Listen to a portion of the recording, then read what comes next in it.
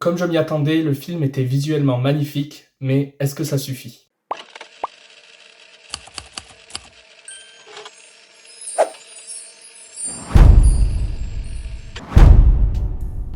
Aujourd'hui, on va parler du royaume de Kensuke. Alors à la base, je comptais pas forcément aller voir ce film, j'en avais pas du tout entendu parler.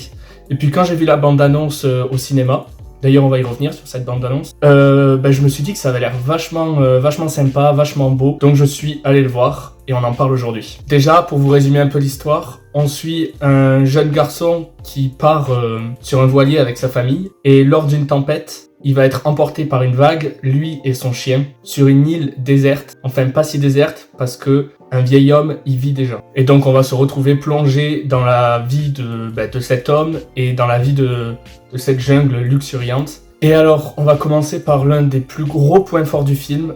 Oui, esthétiquement, la direction artistique, l'animation est vraiment belle. Il y a plein de paysages vraiment sublimes. Toute la jungle est vraiment immersive et vraiment belle. Tous les jeux de lumière aussi sont vachement impressionnants. On va avoir le droit à des plans sur des paysages avec l'océan, la plage, pendant des couchers de soleil ou des levées de soleil qui sont vraiment magnifique. Le vieil homme a aussi une petite cabane dans les arbres qui fait vraiment rêver. Donc pour ce qui est de l'esthétique, c'est vraiment réussi, c'est très immersif et c'est vraiment agréable à contempler. On va aussi avoir le droit à des moments mis en scène de façon un peu différente quand on va nous raconter un peu l'histoire de nos personnages. Ça va souvent être sous la forme de dessins que eux-mêmes dessinent et je trouve que c'est fait de façon très créative. On va aussi avoir dans cette histoire-là Nagasaki avec la bombe nucléaire. Et la façon dont elle est mise en scène, je trouve ça très percutant. Par contre, je trouve que tout ce qui va être paysage, environnement est très bien fait. En revanche, les personnages et leur animation, je trouve, manquent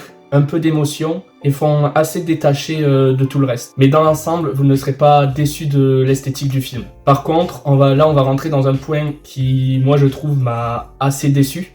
C'est l'histoire, le scénario. Je pense pas que ce soit un film qui a vraiment vocation à avoir un scénario...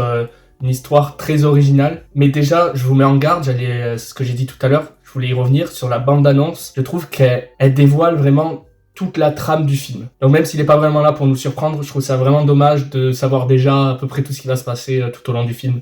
Donc ne regardez pas cette bande-annonce avant d'aller voir le film. Et sinon, le film est assez court, il dure qu'1h30, et ça se ressent parce que tous les enjeux qui sont exploités, je trouve ils sont vachement survolés. On reste à la surface. On a envie d'en savoir plus sur la vie de cet homme dans la jungle, comment elle fonctionne. Mais je trouve que c'est très vite expédié. Les relations des personnages sont pas assez développées pour moi. Du coup, on s'attache pas vraiment à leurs relations. Et tout ce qui va être moment un peu émouvant, etc., sur moi, ça l'a pas trop fait. Même le développement du personnage principal, qui est à la base...